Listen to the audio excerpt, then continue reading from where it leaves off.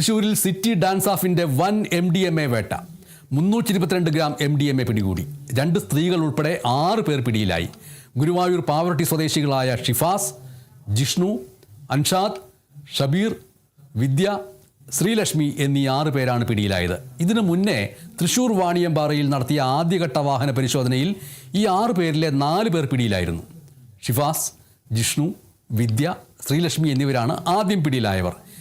ഇവരിൽ ശ്രീലക്ഷ്മി, വിദ്യ എന്നീ 2 യുവതികളിൽ ഒരു യുവതിയുടെ ശരീരത്തിലെ സ്വകാര്യ ഭാഗത്ത് ഒളിപ്പിച്ച നിലയിൽ 2 ഗ്രാം MDMA കണ്ടെടുത്തു. ഇവരെ കൂടുതൽ ചോദ്യം ചെയ്തതോടെ ഷിഫാസിൻ്റെ വീട്ടിൽ നിന്ന് 20 ഗ്രാം MDMA കൂടി കണ്ടെടുത്തു. ഇതോടെ പ്രതികളെ വിശദമായി ചോദ്യം ചെയ്തപ്പോഴാണ് ചാവക്കാട് പഞ്ചാരമുക്കിലുള്ള അലൂമിനിയം ഫാബ്രിക്കേഷൻ കടയിൽ നിന്ന് 300 ഗ്രാം MDMA കൂടി കണ്ടെടുത്തത്. ഈ സംഭവത്തിലാണ് പാലയൂർ സ്വദേശി അൻഷാദും ചക്കംകണ്ടം സ്വദേശി ഷബീറും പിടിയിലായത്. ഒരു കവറിൽ 3 പാക്കറ്റുകളിലായി സൂക്ഷിച്ച നിലയിലായിരുന്നു കടയിൽ നിന്ന് MDMA കണ്ടെടുത്തത്.